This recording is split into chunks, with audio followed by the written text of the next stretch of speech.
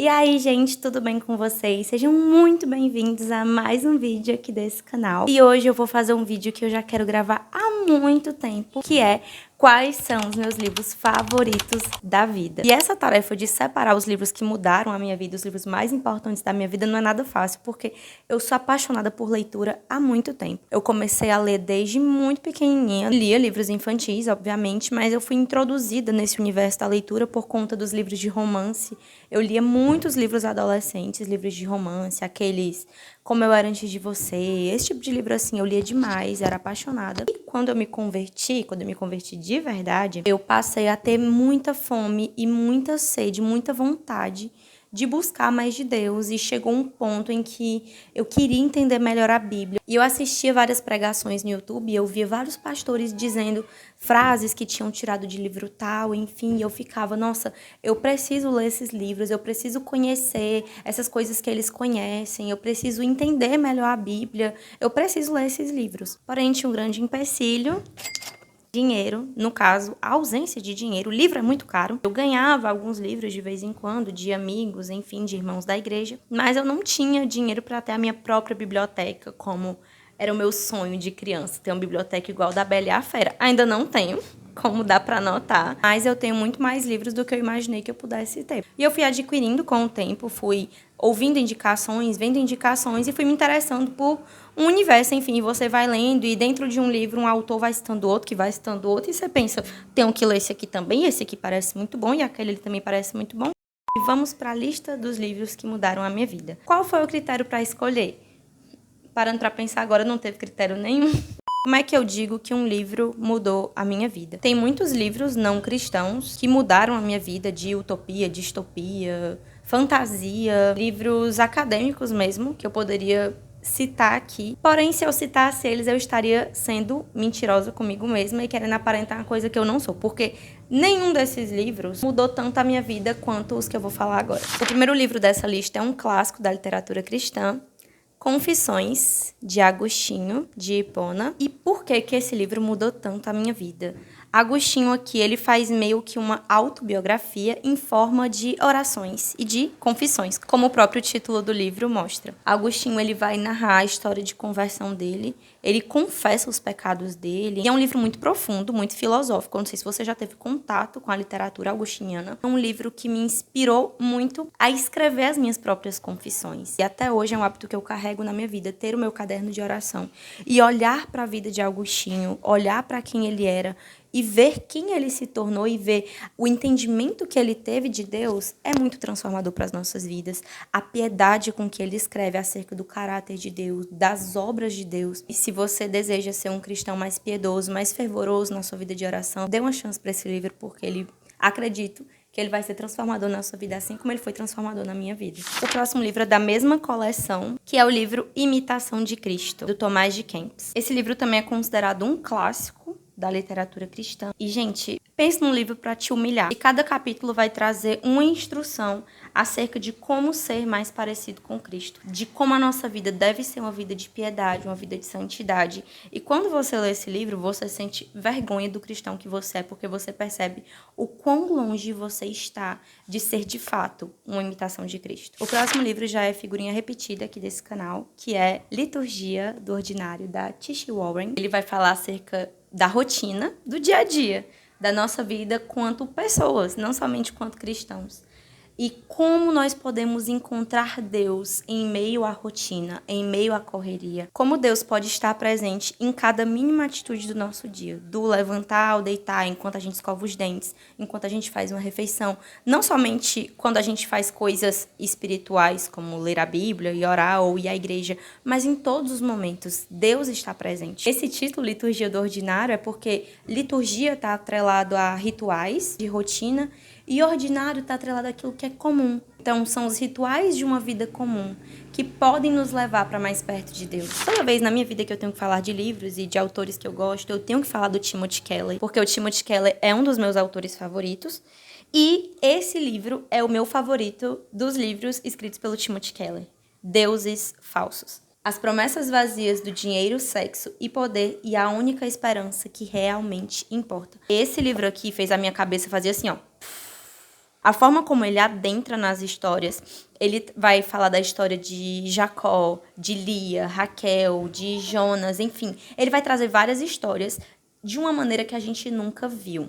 O foco não está nas histórias em si, mas em um padrão que se repete. A idolatria. E uma das coisas que me chamaram a atenção nesse livro é que ele começa com uma frase do Crepúsculo dos Ídolos, que é um livro do Nietzsche. No mundo existem mais ídolos do que realidades. Todo livro que eu leio desse homem eu me surpreendo com o quão inteligente ele é. A argumentação dele é muito boa. O embasamento teórico dele é muito bom. Que ele vai mostrar como os deuses falsos desaparecem e são totalmente destruídos diante da face do Deus verdadeiro. Outro autor que também não pode faltar em lista de livros é o C.S. Lewis. Se você nunca ouviu falar de C.S. Lewis é o escritor das Crônicas de Nárnia. Ele era muito amigo de Tolkien, que é o escritor do Senhor dos Anéis. E C.S. Lewis era um ateu convicto. E ele se converteu ao cristianismo. Pensa num homem inteligente. Eu acho que seria muito bom para a sua vida se você tivesse a oportunidade de ler alguma obra do Lewis. E se eu puder te indicar alguma, seria essa. Cristianismo puro e simples. E ele é uma coletânea de palestras, se eu não estou enganada, que o Lewis deu na rádio da BBC durante a Segunda Guerra Mundial. O Lewis compilou todas essas palestras e entrevistas e fez esse livro. Tem alguns capítulos desse livro que até hoje não me saem da cabeça, principalmente o capítulo onde ele fala sobre o orgulho e o capítulo em que ele fala sobre moralidade. É considerada a obra mais acessível do Lewis, então se você quiser começar a ler Lewis, recomendo esse aqui para começar. E continuando a falar sobre o C.S. Lewis, eu tenho que falar do meu livro favorito, que eu já li dele, que é Cartas de um Diabo ao Seu Aprendiz. O livro nada mais é do que uma série de cartas que um diabo está escrevendo para um diabinho que está aprendendo a ser um diabo. Esse livro traz a perspectiva do diabo acerca da ação dele sobre as nossas vidas. Como ele age, como ele pensa, como ele elabora as suas estratégias, como é que ele faz para tentar a gente, como é que ele sonda as nossas vulnerabilidades, como é que ele vê as brechas por onde ele pode adentrar em nossas vidas. E eu acredito que o objetivo do Lewis com esse livro, para além de impactar com esse título e com a mensagem dele, eu acredito que é não só mostrar como as tentações acontecem, nos alertar para as tentações, mas mostrar como nós podemos vencer essas tentações. Porque se eu conheço meu adversário, eu tenho mais propriedade para enfrentá-lo. Dê uma chance para esse livro. Ele também é difícil. A escrita do Lewis é uma escrita difícil, bem robusta, sabe? Uma escrita bem profunda, filosófica, mas vale muito a pena. Agora eu preciso falar de 2 livros que eu não tenho eles aqui comigo. Um deles é Santo, Santo, Santo, da Jack Hill. Gente, esse livro fala sobre o ser de Deus, sobre quem Deus é, sobre a santidade de Deus e como o contato com essa santidade, como a percepção dessa santidade deve nos levar a ter plena confiança em quem Deus é. Outro livro que eu não tenho aqui foi o primeiro livro cristão que eu comprei na minha vida. Ele é muito especial para mim, mas eu emprestei para um amigo, por isso que ele não tá aqui comigo, que é O Verdadeiro Evangelho, do Paul Washer. Um livro desse tamanho, cabe na palma da mão. É muito pequenininho, mas a mensagem dele é muito poderosa. Na época que eu comprei ele, eu tava totalmente apaixonada pelas pregações do Paul Washer. Tinha assistido a pregação chocante dele, tava impactada e chorava toda vez que eu ouvia. E aí um dia foi um irmão lá na nossa igreja ministrar um curso e ele tava vendendo esse livro, eu comprei esse livro, pedi, implorei pra minha mãe dinheiro pra poder ela me dar esse livro. Comprei esse livro e ele transformou a minha vida. E eu me lembro de ter sido a primeira vez que, de fato, eu li com a intencionalidade de querer conhecer mais de Deus, de não ler apenas por gostar de ler. Eu queria conhecer, eu queria aprender e eu prestava muita atenção e eu voltava e eu li várias vezes esse livro. Esse livro faz a gente pensar sobre a nossa pecaminosidade, sobre o quão ruim a gente é. Leitura obrigatória. Leia O Verdadeiro Evangelho. Não falei, mas O Verdadeiro Evangelho foi meu top 3. E agora vamos para o top 2. Manso e Humilde. Também já falei desse livro tantas vezes aqui no canal. O primeiro vídeo que eu fiz de devocional foi falando sobre esse livro, do tanto que eu gostei dele, eu queria falar pra alguém, e aí eu decidi gravar aqui pro YouTube. Morro de vergonha daquele vídeo, porque eu falo toda travada.